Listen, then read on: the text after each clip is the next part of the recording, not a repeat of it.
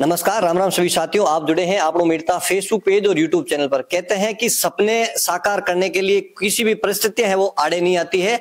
और एक कहावत भी है जिस प्रकार से अपने दंगल पिक्चर देखिए कि हमारी छोरियां भी किसी से कम नहीं है, तो कुछ ऐसा ही कारनामा कर दिया है हमारे क्षेत्र की एक बेटी ने, जो कि न्यायिक सर्विसेज में गई है और जज बन गई। और उसका सपना था जज बनने का, उस सपने तक पहुंचने लेकिन परिस्थितियों से गुजरना पड़ा। किस प्रकार सा फैमिली बैकग्राउंड रहा है, किस प्रकार की परिस्थितियों में देखे या किस प्रकार से उन्होंने तैयारी की है, ताकि अन्य जो भी ग्रामीण परिवेश, विशेषकर अगर ग्रामीण परिवार, किसान परिवार से जो भी परिवार देख रहे हैं, जो भी बेटियां देख रही, जो अपने सपने बुनकर रखी है और सपने पूरे करने के लिए किस प्रकार से मेहनत करनी है, इसी प्रकार की जानकारी इस वीडियो में आपके साथ शेयर करने वाले हैं। तो हमारे साथ मेरता सिटी के छोटे से गांव गेमलियावास की इशिका चौधरी है, जिसका अभी हाल ही में न्यायिक सेवा में चयन हुआ है। तो हमारे साथ विशेष बातचीत के लिए जुड़ेंगे। बहुत बहुत स्वागत इशिका जी आपका। धन्यवाद। सबसे पहले तो आप अपना थोड़ा सा परिचय हमारे दर्शकों को दीजिए। कहाँ से आते हैं, किस प्रकार से पिताजी काम करते हैं, कौन से परिवार से आप मेरा नाम इशिका चौधरी है। मेरे जो पापा हैं वो एयरफोर्स में थे।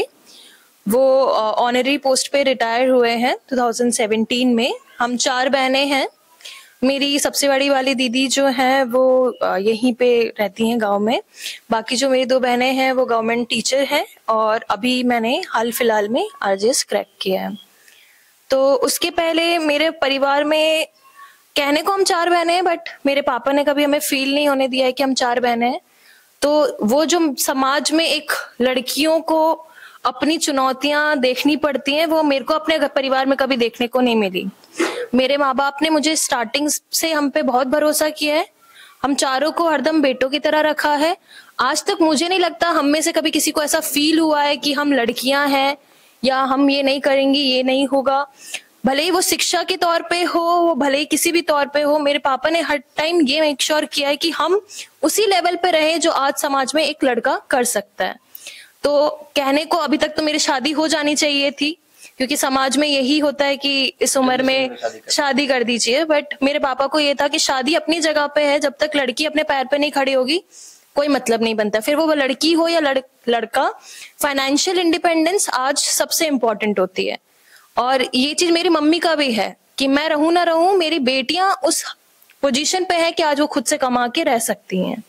तो आप कहने का मतलब है आप 4 बहनें हैं, भाई नहीं, उसके बाद ही आपके पिताजी ने चारों बेटियों को अपने पांव पे खड़ा किया है। तो ये एक समाज के लिए भी अच्छा संदेश है। आपके परिवार है वो किसान परिवार से आता है। आपने कब, कौन सी उम्र में ये सपना देख लिया कि मुझे जज बनना है?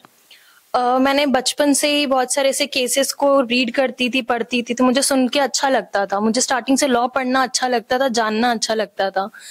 ठीक है, स्टार्टिंग में हर माँ बाप की तरह मेरे पापा भी चाहते थे कि मैं साइंस लूं, मैथ्स लूं, क्योंकि साइंस मैथ्स में स्कोप ज्यादा होता है। हर माँ बाप ये चाहते हैं या तो इंजीनियर बन जाओ या डॉक्टर बन जाओ। तो मेरे पापा ने भी मुझे बोला था कि तुम साइंस बायो लो, बाद में देखेंगे क्या करते हैं। मैंने लिया, बट मैंने उनको लेते ही तुरंत बोल दिया था कि देखो आपके कहने पे साइंस बायो मैं ले रही हूँ, बट मुझे फिर भी जज बनना है। तो मेरे पापा ने उस चीज के लिए कभी मना नहीं किया। उन्होंने कहा ठीक है, तुम्हें जो करना है वो तुम करना, जो मैं बोल रहा हूँ तुम वो कर लो। तो मैंने साइंस बायो से अपना 12th किया था। उसके बाद में जैसे मेरे पिताजी को मैंने कहा था, वैसे मेरे पिताजी ने मुझे बहुत ही अच्छे एजुकेशन, टॉप जो एजुकेशन इंस्टीट्यूशन है आज लॉ के लिए, NLU से पढ़ाई करवाया। मेरे पापा ने आज तक ये नहीं महसूस होने दिया कि हम 4 हैं। तो कहने को NLU सरकारी कॉलेज है, बट आप फीस के मामले में वो सरकारी बिल्कुल नहीं है। तो उन्होंने कभी हिचकिचाया नहीं कि इतना पैसा क्यों लगाना है, कैसे लगाना है, या तुम्हारे फ्यूचर के लिए बचाना है। ये चीजें उनके दिमाग में कभी नहीं आई। और साथ ही में मेरे तीनों बहनों ने और मेरे तीनों जीजाजी ने बहुत सपोर्ट किया है हरदम। भले वो किसी तौर पे भी हो, मुझे छोड़ना, लाना, ले जाना, हर टाइप का सपोर्ट मेरी सारी बहनों ने भी दिया है और मेरे तीनों जीजाजी ने भी मुझे भरपूर दिया है। तो मैं बोलूंगी मेरे परिवार का जितना सपोर्ट मेरे सक्सेस में रहा है वो काफी सराहनीय है। बहुत कम परिवार होते हैं जो अपनी बेटी को इतना सपोर्ट देते हैं। बात करते हैं आपकी स्टडी को, तो किस प्रकार से आपने ये तैयारी की? क्योंकि हमारा जो वीडियो देख रहे हैं, कोई पिता अपनी बेटी को जज बनाने का सपना देख रहे हैं और कोई बेटी अपना सपना है पूरा करना चाहे, तो ये स्टडी किस प्रकार से की, तैयारी किस प्रकार से की ताकि इस मुकाम तक आप पहुंच पाए और अन्य भी इससे प्रेरित हो? देखिए, वैसे तो 2 तरीके होते हैं। या तो आप 5 ईयर का जो BA-LLB कोर्स होता है आप वो कर सकते हैं। ये जरूरी नहीं है कि आप हरदम NLU से या बड़े कॉलेजेस से ही अपना डिग्री ले, वो इम्पोर्टेंट नहीं होता है। इम्पोर्टेंट ये होता है कि आप जब जिस भी कॉलेज में पढ़ रहे हो आप सिंसियरली पढ़े, अपनी पढ़ाई को सीरियस लें, आप एकदम अपने लक्ष्य के उस पर टिके रहें। तो ये जरूरी नहीं है कि आप सिर्फ बड़ी कॉलेजेस में ही जाके ये लक्ष्य हासिल कर सकते हैं, आप छोटी कॉलेज से भी पढ़ के ये चीज हासिल कर सकते हैं अगर आप में वो करने की इच्छा है। तो आप बीएलएल भी कर सकते हैं। अगर आप बीएलएल भी नहीं करना चाहते हैं, आपने बीए कर लिया है या ग्रेजुएशन कर लिया है किसी भी फील्ड में, तो बाद में आप एलएलबी कर सकते हैं। एलएलबी के लिए बहुत सारी कॉलेजेस हैं, बहुत सारी सरकारी कॉलेजेस है। जोधपुर में जेएनयू है, जयपुर में आरयू है, और हर जिले में आपको ऐसी कॉलेजेस मिल जाएंगी। उनकी फीस भी कम है, अफोर्डेबल भी है, आप वहां पे कोचिंग भी ले सकते हैं साथ में, वो पैसा बचा के अगर आप करना चाहें। अगर आपको ये लगता है कि नहीं आपके पास में रिसोर्सेज भी हैं सारे, तो उससे आप ऐसा कर सकते हैं, आप क्लैट की तैयारी करके एनएलयूज में जा सकते हैं, पढ़ सकते हैं। एनएलयूज के अलावा भी बहुत अच्छी अच्छी कॉलेजेस हैं प्राइवेट, उसमें आप एडमिशन ले सकते हैं। तो कुल मिला के ये है कि 4th ईयर के बाद से आपको अपनी पढ़ाई को सीरियसली लेना स्टार्ट कर देना चाहिए। 4th ईयर के बाद में मैं कहूंगी इस तरीके से तैयारी हो जानी चाहिए कि आप जुडिशरी देने लायक बन जाओ। बट मेरा ये था कि मेरे को स्टार्टिंग से था कि जुडिशरी, मेरे को अपनी एजुकेशन छोड़नी नहीं थी। तो मेरे साथ में जो हुआ था वो अलग ये था कि मेरे ग्रेजुएशन के तुरंत बाद में कोरोना आ गया था, तो एग्जाम के कुछ पता नहीं था कब तक होगा या निकलेगा भी या नहीं निकलेगा। तो उसको रखते हुए मेरे पापा ने मुझे बोला, या मैंने फिर खुद से भी यही था कि मुझे अपनी एजुकेशन कंटिन्यू रखनी है, तो फिर मैंने एलएलएम कर लिया था। तो मेरा साथ में एलएलएम भी हो गया था। और इसके अलावा वैसे तो जुडिशरी के लिए आपका ग्रेजुएशन काफी है, आपको एलएलएम की जरूरत नहीं है, बट आप मेरी तरह अगर इच्छा रखते हैं आगे शिक्षा कंटिन्यू करने का तो आप कर सकते हैं। तो इतना ही है। कोचिंग की बात रही, तो अगर आपको लगता है कि आपकी कॉलेज में बिल्कुल पढ़ाई नहीं हो रही है और आपको मार्गदर्शन की जरूरत है तो कोचिंग में जाइएगा। बट मेरा सलाह ये रहेगी कि कोचिंग पे ज्यादा भरोसा खुद से ज्यादा नहीं होना चाहिए। जितना आप खुद पे भरोसा करोगे और खुद को आप समझाओगे, खुद से सीखोगे, उतना ही आगे बढ़ पाओगे। क्योंकि कोचिंग वाले बस आपको बता सकते हैं करना क्या है, बट करना तो आप ही को है। तो मेरा तो कहना यही रहेगा कि आप खुद से सिंसियरली पढ़ना सीख जाओगे जिस दिन, उस दिन आपको कोई भी प्रॉब्लम आगे नहीं आएगी। आपने स्टडी करने के लिए कोचिंग का सहारा लिया या सेल्फ स्टडी की? सेल्फ स्टडी की तो कितने घंटे तक आपने कंटिन्यू, कितने टाइम तक पढ़ाई की? मैंने सेल्फ स्टडी किया था। मैं ये नहीं बोलूंगी कोचिंग बुरी होती है, कोचिंग इंपॉर्टेंट होती है, बट मुझसे कोचिंग में बैठा नहीं जाता। मैं झूठ नहीं बोलूंगी, मुझे ऐसा लगता है कि जितना मैं समय कोचिंग में बैठ के व्यतीत करूंगी उससे बेटर है कि मैं खुद से पढ़ लूं। तो मैं उन लोगों में से हूं जो खुद से पढ़ के निकालने में बिलीव करता है। तो मैंने खुद से ही पढ़ा था। रही बात घंटे की, तो मुझे ऐसा लगता है घंटे का कोई लॉजिक नहीं होता है। ऐसा नहीं बोलूंगी मैंने 5 घंटे पढ़ा, 6 घंटे पढ़ा, क्योंकि मेरा काम एक ही था पढ़ाई का। तो जब मैं बाकी काम टाइम कुछ नहीं कर रही हूँ, सोना खाना, तो मैं पढ़ाई करूंगी ना, तो मैं घंटे क्यों गिनूं? घंटे गिन के, हाँ मैक्सिमम टाइम देना है मुझे, घंटे क्यों गिनना है? ऐसा थोड़ी होता है कि कहीं पे लिखा है 6 घंटे पढ़ के ही निकालोगे, पर निकालने वाले तो 2 घंटे भी पढ़ के निकालते हैं। तो ऐसा भी बहुत दिन हुए हैं जब मैंने सिर्फ 2 घंटे ही पढ़ा है, क्योंकि मेरे उस टाइम पे मैं ज्यादा व्यस्त थी दूसरे काम में। तो बट वो 2 घंटे जब भी मैंने पढ़ा तो मैंने मेक श्योर किया कि वो उस लायक होने चाहिए कि वो बर्बाद ना हो। बीच में फोन चलाना, इधर उधर देखना, ये सब काम मैंने बिल्कुल नहीं किया है। तो वो 2 घंटे जो भी, अगर 2 घंटे भी दिए हैं मैंने, तो वो अपने एकदम पूर्ण तरीके से अच्छे से सिंसियरली बैठ के पढ़ाई की है।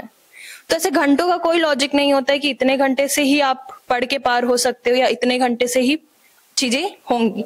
और एक और चीज मैं बोलूंगी, जो लोग बोलते हैं तैयारी में ये नहीं करना, वो नहीं करना, फोन चलाना छोड़ दो, टीवी नहीं देखना, मैं ऐसा बोलती हूँ नहीं, आपके दिमाग को जरूरत होती है दूसरी एक्टिविटी की, ताकि वो और ज्यादा अच्छे तरीके से पढ़ सके। तो ब्रेक बहुत इंपॉर्टेंट होता है। मैं ये नहीं बोलती थी कि मैं पूरे दिन बैठ के ब्रेक लेती थी, बट हाँ आधा घंटा 1 घंटा खाना खाते वक्त मैं ब्रेक जरूर लेती थी। तो ये घंटों का लॉजिक तो मेरे अकॉर्डिंग सही नहीं होता है और ना ये चलता है। और जिस परिवेश से आप समाज से निकल के आ रहे हैं, जो पहले इस तरह की कुरीतियां थी कि बेटियों को पढ़ाते नहीं थे, इतने संसाधन नहीं मिल पा रहे, अब किस प्रकार से समाज में थोड़ी सी जागरूकता आई है, किस प्रकार से बेटियां आगे बढ़ रही, आपके नजरिए से क्या कहना चाहेंगे? जैसे मेरे पापा एयरफोर्स में जरूर थे, बट ऐसा नहीं है कि मेरे परिवार ने कभी वो नहीं देखा, क्योंकि जब मेरे पापा भी इसी समाज के हिस्से हैं, तो जब वो हम 4 बेटियां हुई थी तो उनको भी बहुत सुनने को मिला था कि अरे आपको 4 बेटियां हैं, ऐसे कैसे। उनको भी बहुत सुनाया गया है कि इतना पढ़ा के क्या कर लोगे, ये पैसा शादी में लगा दो।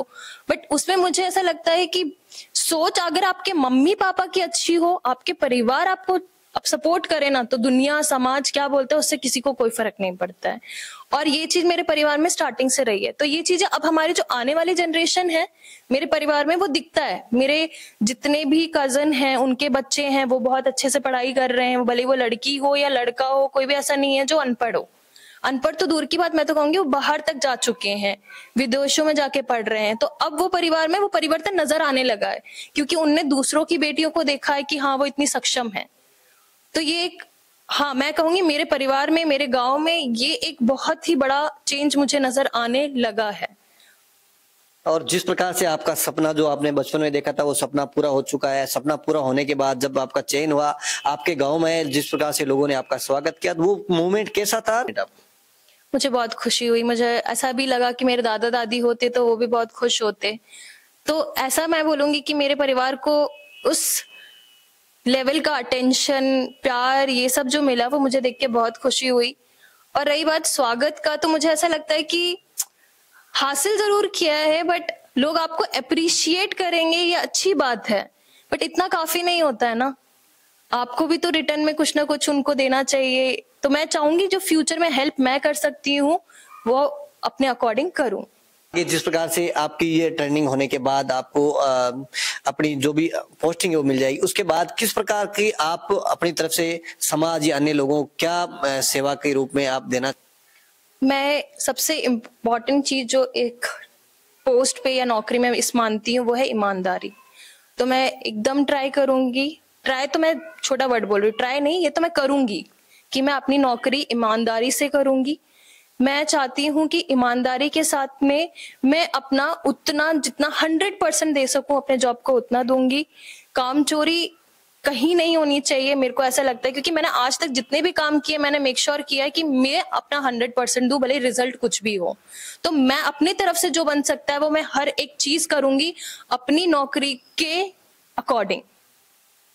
बिल्कुल। और जिस प्रकार से आप स्टडी से जुड़े हैं, लंबे समय से आपने तैयारी की है, लेकिन आज की जो शिक्षा प्रणाली हो गई है, पेरेंट्स और स्कूल या इंस्टीट्यूट जो भी होते हैं कि 10वीं में तेरे परसेंटेज कम बने, 12वीं में मार्क्स कम आए, तो 10वीं 12वीं के जो कंपटीशन जिस प्रकार की तैयारी करते हैं उसमें कहीं काम आते ही नहीं। क्योंकि बड़े शहरों में अगर बात कर लेते हैं, उदाहरण के तौर पर कोटा भी, खूब सारे पेरेंट्स बच्चों को इतना प्रेशर डाल देते हैं कि वो सुसाइड तक कर लेते हैं, वो अपनी जो सक्सेस है उसको नहीं पाते हैं। उन बच्चों और पेरेंट्स को क्या संदेश देना चाहेंगे?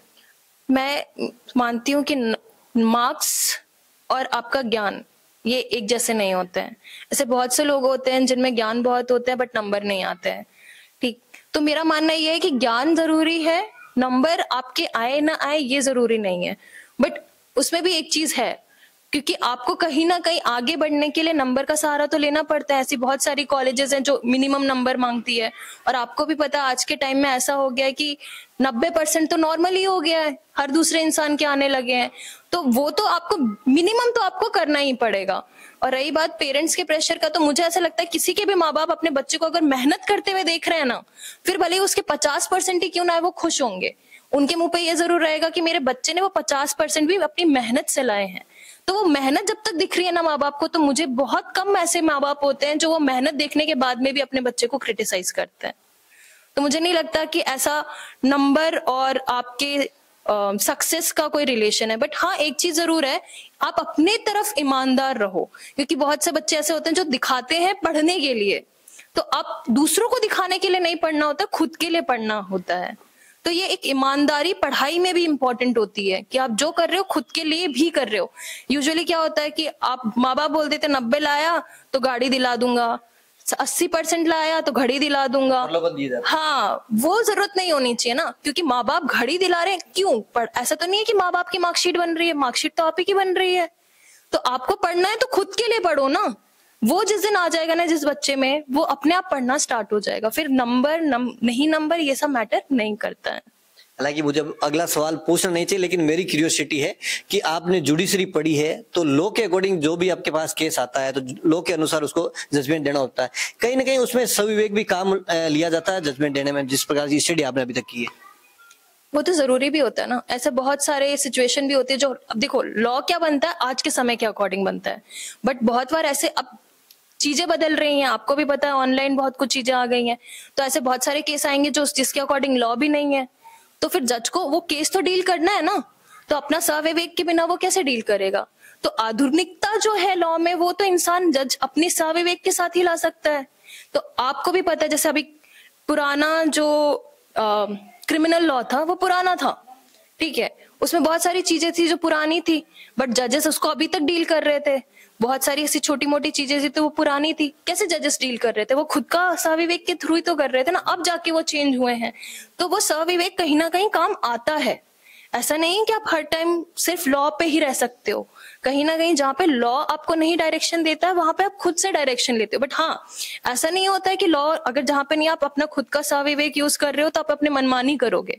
उसमें भी लॉ में बहुत सारे प्रबंध है, ऐसे कुछ रूल्स होते हैं जिसको हम बोलते हैं रूल ऑफ लॉ। लॉ में वो फॉलो करना ही होता है, कॉन्स्टिट्यूशन को ध्यान रखना ही होता है। तो आप संविधान की जो भी वैल्यूज हैं, कॉन्स्टिट्यूशनल वैल्यूज, उनको कभी आप नहीं हटा सकते हो। तो भले ही आप अपना स्वविवेक यूज करो, बट कहीं ना कहीं वो जो प्रतिबंध हैं वो लॉ में है, डायरेक्टली नहीं तो इनडायरेक्टली है। बिल्कुल, बहुत बहुत धन्यवाद। ये थे इशिका जी चौधरी, न्यायिक सेवा में चयन हुआ है, और इनसे हमने कई बातें पूछी है जो हर पेरेंट्स और हर स्टूडेंट को आत्मसात करनी चाहिए, और अपने जो सपने हैं उनको साकार करने के लिए किसी प्रकार की, अगर 10th और 12th के मार्क्स भी आपके आड़े नहीं आते हैं, लेकिन परिश्रम करने वालों की कभी हार नहीं होती है। इनसे बात करके ऐसा लगा है। तो ये वीडियो आपको अच्छा लगा तो उन पेरेंट्स और स्टूडेंट तक जरूर पहुंचाइए जो अपने सपने हैं वो साकार करना चाहते हैं।